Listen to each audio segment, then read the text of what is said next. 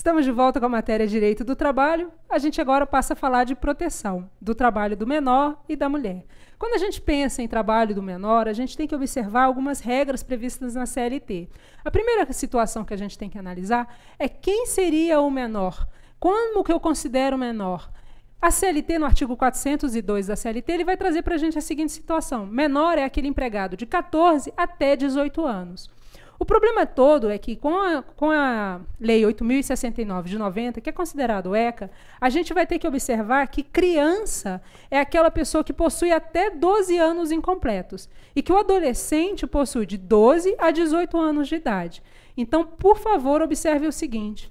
A CLT não está sendo contra ao que fala a lei do ECA. O que está trazendo o ECA é para a gente uma informação de quem é criança e quem é que é adolescente. A CLT não trata de criança e nem de adolescente, só trata de menor. E fala o seguinte, menor é o empregado de 14 até 18 anos de idade. Então, a gente tem que observar que esse menor tem direitos. Ele pode trabalhar? Pode. Mas a Constituição assegurou para eles alguns direitos no artigo 7º da Constituição. E aí a gente tem que observar as proteções que ele tem. Qual é a proteção? Quanto à diferença salarial, de exercícios e de critérios de admissão, que são previstos no artigo 30. A gente tem a relação com relação à proibição de discriminação do menor quanto ao salário. A gente tem a proibição contra atividades insalubres, perigosas e noturnas. E é até interessante a gente observar o que o TST fala a esse respeito. Quando o TST analisa a questão de diferença salarial para o menor, ele observa, inclusive, uma questão em convenção coletiva de trabalho. E ele vira e fala o seguinte, salário normativo, menor empregado, artigo 7º, inciso 30 da Constituição, violação. Os empregados menores não podem ser discriminados em cláusula que fixa salário mínimo profissional para a categoria. Nessa situação, o que ele está observando é o seguinte, o TST.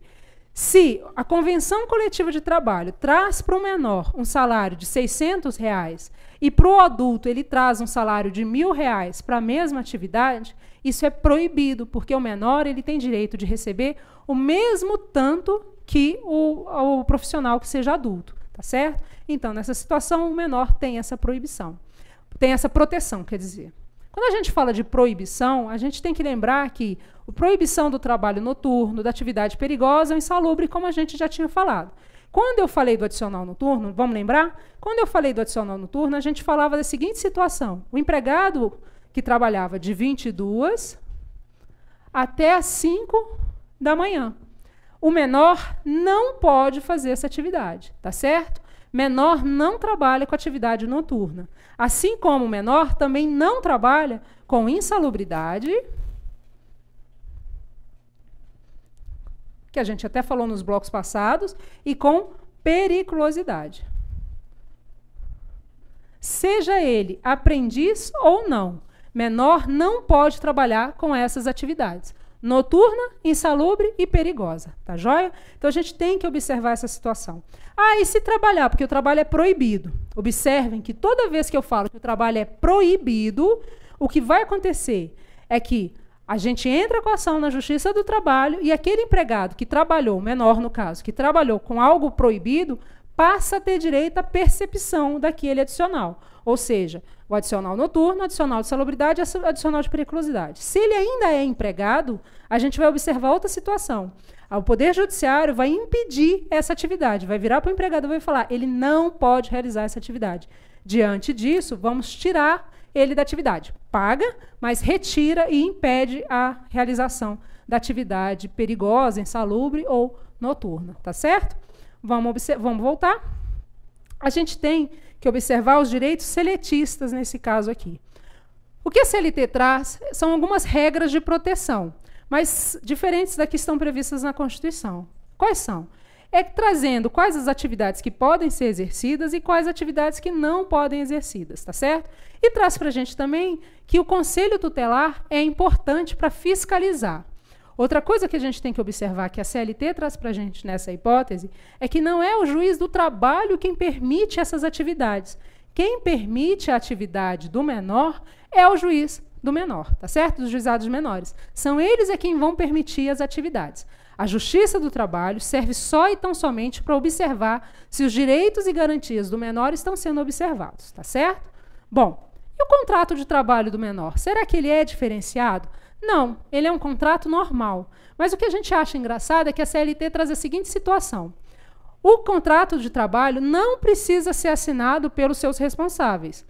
Isso desde que ele tenha a CTPS. Se ele tiver carteira de trabalho, o contrato não precisa ser assinado pelos pais. Mas, por quê? Porque quando ele vai tirar a carteira de trabalho, ele tem uma autorização dos pais para tanto. Mas para recebimento das verbas rescisórias, é importante a assinatura dos seus representantes legais. Olha o que fala o artigo 439 da CLT. É lícito ao menor firmar recibo pelo pagamento dos salários. Tratando-se, porém, de rescisão do contrato de trabalho, é vedado ao menor de 18 anos dar, sem assistência dos seus responsáveis legais, quitação ao empregador pelo recebimento da indenização que lhe for devida. Então, quando acontece a rescisão contratual, se o empregado é menor, ele não pode assinar o termo de rescisão sem anuência dos seus pais, dos seus responsáveis legais, porque são eles que vão observar se está sendo tudo quitado, tá certo? Quando a gente fala de jornada de trabalho do menor, a gente tem que ir para os artigos 412 e 413 da CLT. Observar o seguinte: o menor tem direito ao intervalo interjornada. Quando eu falo de intervalo interjornada, é entre uma jornada e outra. A gente lembra que esse intervalo é de 11 horas. Então, olha só o que o artigo 412 traz para a gente. Após cada período de trabalho efetivo, quer contínuo, quer dividido em 2 turnos, haverá um intervalo de repouso não inferior a 11 horas. Esse intervalo é interjornada. Se ele for desrespeitado, paga-se hora extra para o empregado, tá certo? Ainda que ele seja menor. Já o artigo 413 da CLT vai trazer para a gente a proibição de vedação, a proibição com relação à prorrogação da jornada, salvo algumas exceções. Então, olha só, o empregado menor não faz hora extra, salvo até 2, independente de acréscimo salarial, ou seja, pagamento de adicional, de hora extra, enfim, desde que o excesso dessas horas em um dia seja compensado pela diminuição em outro, de modo a ser observado o limite de 48 horas, tá certo? Então, nesse caso, se eu sou menor e faço atividade extra, uma jornada extraordinária, tem que acontecer uma compensação da minha jornada, indiferente de eu perceber ou não um acréscimo em razão dessas atividades. E o inciso 2º faz para a gente o seguinte: excepcionalmente, por motivo de força maior, até o máximo de 12 horas, lembrar que é corridas, tá bom? Com acréscimo salarial de pelo menos 50% sobre a hora normal e desde que o trabalho do menor seja imprescindível ao funcionamento do estabelecimento. A gente já falou de força maior aqui em blocos passados, então não preciso voltar, tá certo? Quando a gente observa o parágrafo único desse artigo, a gente tem a observação de que aplica-se para o menor o disposto no artigo 375, no parágrafo único dele, do artigo 376 e 378 e 384 da CLT. São as questões com relação ao pagamento de jornada extraordinária, tá certo? E observar que, ora, isso também é de extrema importância, o artigo 414 da CLT. Quando o menor de 18 anos for empregado em mais de um estabelecimento, as horas de trabalho em cada uma serão totalizadas. Vamos aqui para o quadro? Vamos observar? Olha o que acontece nessa situação. Imagina que o menor trabalha na empresa A e ele faz, nessa situação, 2 horas de trabalho.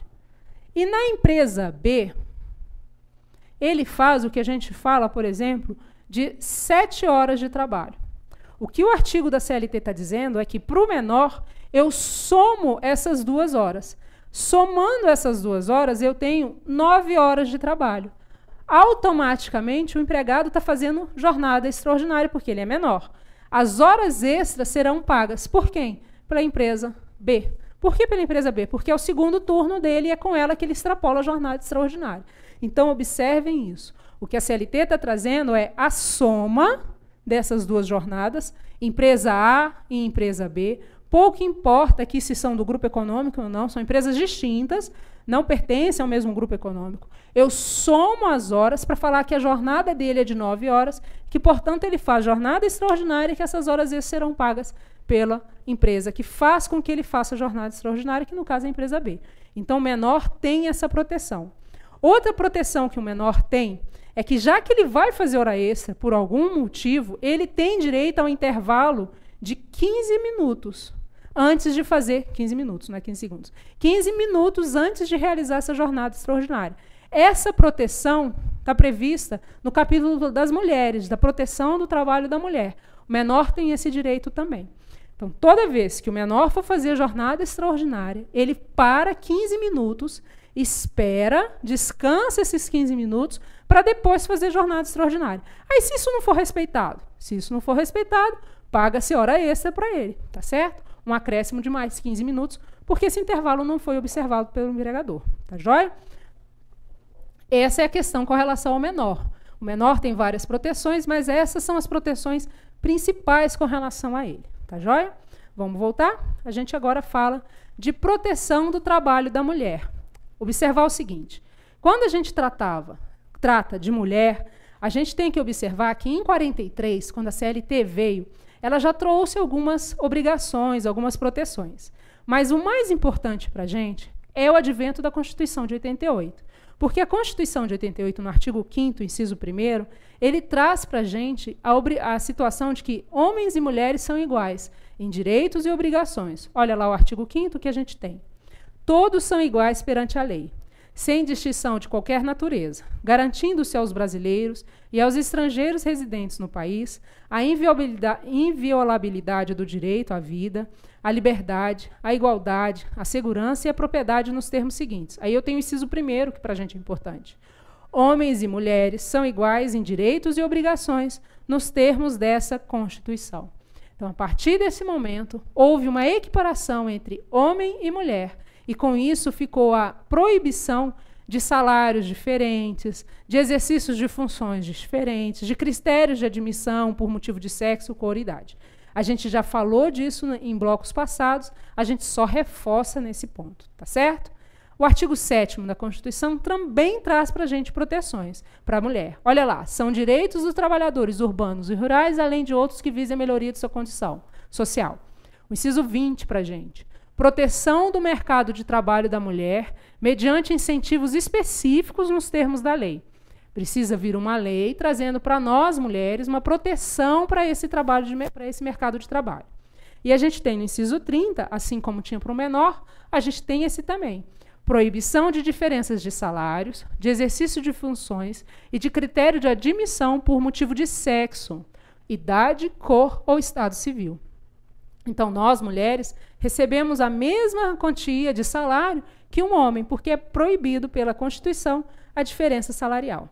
Tá certo? Bom, a gente vai ter que observar algumas situações e peculiaridades existentes com relação à proteção da mulher. Entre elas, a gente tem que observar a questão da diferença da licença maternidade e salário maternidade. São situações que têm o mesmo fato gerador, mas são situações que são distintas, tá certo? Que é muito comum a gente confundir. O que vem a ser licença maternidade e o que vem a ser salário maternidade. A licença maternidade está prevista no artigo 7º da Constituição, no inciso 18. Nesse caso, ele fala o seguinte para a gente. A mulher que está grávida, quando vier a ter o filho, ela tem direito de 120 dias de licença maternidade. Eu não estou falando da estabilidade, eu estou falando da licença maternidade. Ela fica afastada, sem prejuízo de percebimento de salário, pelo prazo de 120 dias. A CLT já trazia essa situação para a gente no 392, mas a Constituição só somou para a gente algumas situações, porque agora são 120 dias, tá certo? Existe uma hipótese que a gente fala de prorrogação. Será que essa licença maternidade pode ser prorrogada? Isso foi muito falado, que todo mundo tem dito. Ah, a licença maternidade agora é de 6 meses. Primeiro que é falso, são de 180 dias. E a gente só pode ter essa prorrogação se preenchido alguns requisitos, tá certo? Salvo o servidor público. Eu estou falando da CLT. Quando eu falo dos empregados seletistas, a gente tem uma situação específica. Olha como está aqui no quadro.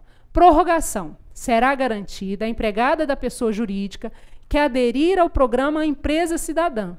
Então, a adesão ao programa Empresa Cidadã é imprescindível, desde que a empregada requeira até o final do 1º mês após o parto. Então, a criança está com quase 1 mês, eu vou lá e peço a prorrogação por mais 60 dias. Então, ao invés de tirar 180 dias, eu vou tirar, ao invés de tirar 120 dias, eu tiro 180 dias. Por quê? A empresa que eu trabalho faz parte do programa Empresa Cidadã e eu fiz o requerimento até o final do primeiro mês após o parto da criança, tá certo? Então, nessa hipótese, é concedido para mim o que a gente fala de 180 dias, ao invés de 120 dias. Como funciona? Os 120 primeiros dias, quem paga é a Previdência Social, o que a gente chama de salário maternidade. E depois, quem arca com esses outros 60 dias é o empregador, tá joia?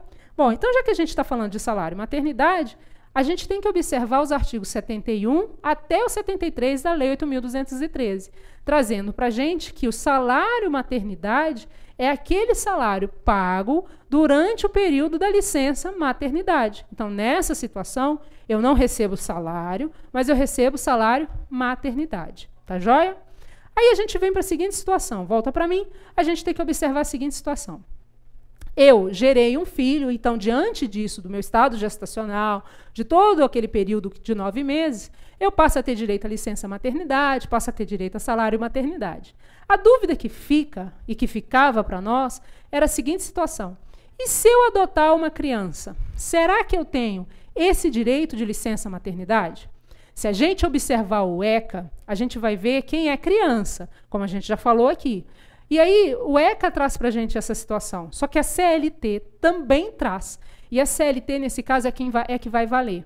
A CLT, pouco importa a idade da criança. Ela não traz mais uma diferenciação de 0 até 10 anos, de 4 a 5 anos. Ela não traz essa diferença mais. Pouco importa. Adotei uma criança, tenho direito à licença maternidade. Então, é o que a gente chama de licença maternidade da mãe adotante. Esse direito também é equiparado para o pai. O pai que adota uma criança tem direito à licença paternidade, tá certo? Mas a licença maternidade para a mulher é importante, principalmente quando ela adota uma criança. Então, hoje eu não tenho mais a distinção de idade. Existiu a licença, adotei, tenho direito à licença maternidade de 120 dias, pouco importa a idade da criança. Tá joia? E a duração da jornada do trabalho da mulher tem distinção? Não tem distinção. A mulher vai trabalhar assim como o homem, na mesma jornada. Observando que a gente tem um direitozinho que é de 15 minutos de intervalo até para que eu faça jornada extraordinária. Mas o que é importante aqui com relação à duração de jornada? Justamente por ser mulher e por ser mãe, nós temos o direito de amamentar. E, diante disso, a CLT trouxe para a gente uma situação diferenciada, que é no artigo 396 da CLT. O que ele traz para a gente? Um direito de 2 descansos de meia hora para que eu possa fazer o quê? Para que eu possa amamentar. Então, eu tenho uma criança, voltei a trabalhar, e essa criança ainda está em estado de amamentação, eu tenho direito a amamentá-la. Então, eu tenho direito de 30 minutos, eu paro 30 minutos, amamento, e paro depois 30 minutos. Isso é quando que essa jornada dá? Geralmente são 30 minutos na hora do intervalo para o almoço, que é aquele intervalo intra-jornada, e no final do meu expediente também. Então, eu tenho essa regrazinha para a amamentação, tá certo? Pode prorrogar a jornada de trabalho da mulher? Como a gente já falou aqui, pode. Só que eu tenho que observar o que o artigo 384 da CLT traz. Qual que é esse artigo 384? Ele traz para a gente a concessão do intervalo de 15 minutos, como do menor que a gente tinha falado.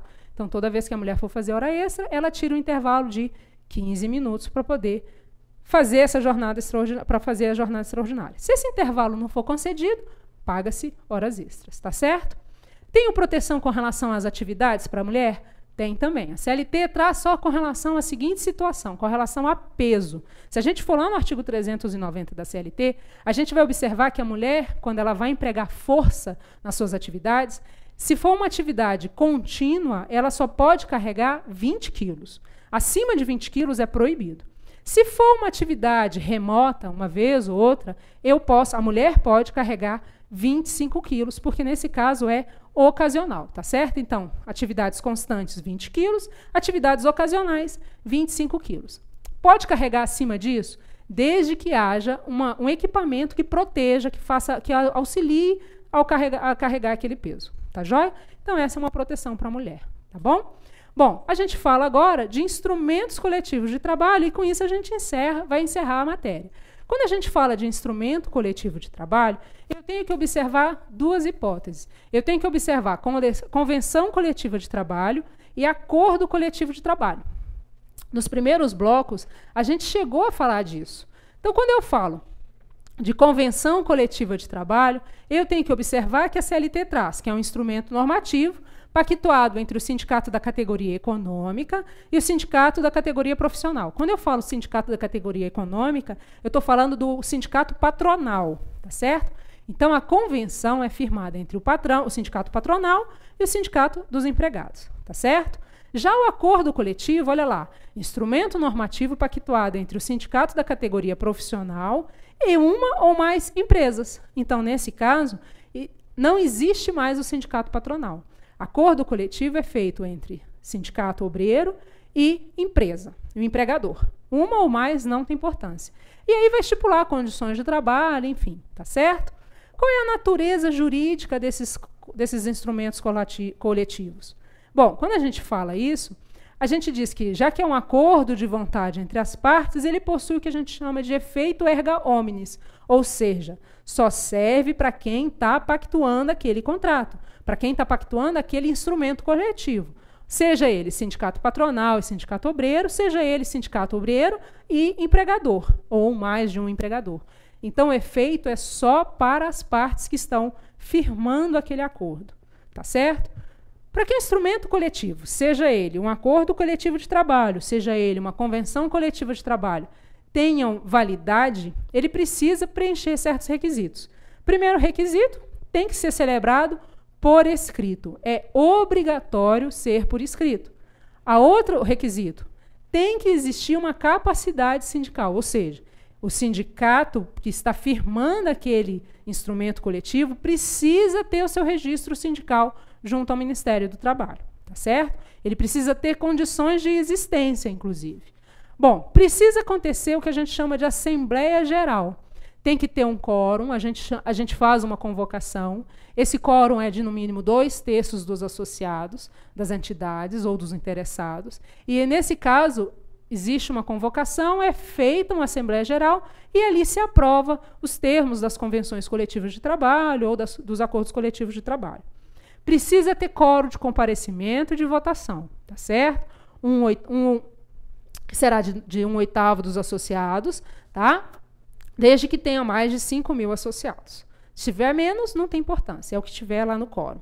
Tem que conter, obrigatoriamente, aqui, uma convenção, um acordo coletivo de trabalho, é obrigatório ter o nome dos sindicatos que estão fazendo a convenção e as empresas, no caso do acordo coletivo, um prazo de vigência, tá certo, que é de 2 anos, categoria ou classes dos trabalhadores que são abrangidos pelaquela convenção, condição ajustada para reger as relações individuais de trabalho durante a sua vigência, normas para conciliação e divergências referente àquela convenção coletiva, disposições sobre o processo de sua prorrogação. Então, se eu for prorrogar aquela convenção, eu tenho que trazer como que vai ser o processo de prorrogação e de revisão também, seja total ou parcial daqueles dispositivos, os direitos e deveres dos empregados e das empresas, as penalidades tanto para o sindicato, quanto para os empregados, quanto para os empregadores, se violarem aquela convenção coletiva. Então, isso é de obrigatoriedade nas convenções. A convenção tem que ser feito um depósito e um registro na DRT. Quando a gente fala DRT, a gente está falando de Superintendência Regional do Trabalho hoje.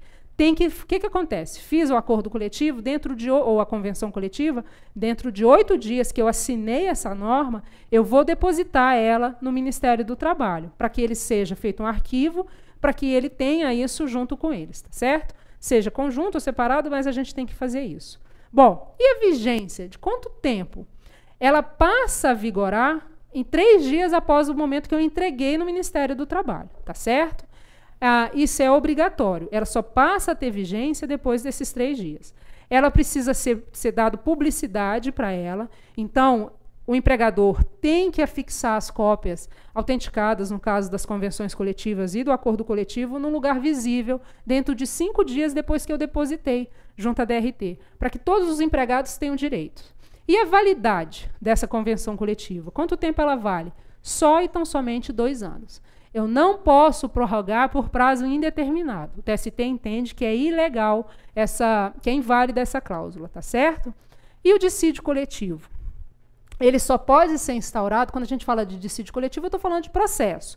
Então, ele só pode ser instaurado dentro de 60 dias que antecede o final do acordo coletivo e da convenção coletiva de trabalho em vigor. Então, se a gente não consegue fazer aquele acordo coletivo ou aquela convenção coletiva de trabalho nova, dentro dos 60 dias, os empregadores, os sindicatos, eles ingressam com a ação que a gente chama de dissídio coletivo, para que o Poder Judiciário providencie essa normatização. Tá certo? É o que a gente chama de dissídio coletivo. Bom, com isso, a gente termina a matéria de direito do trabalho. Nos próximos blocos, a gente depois fala de processo. Mas com isso, a gente termina direito do trabalho. Um abraço.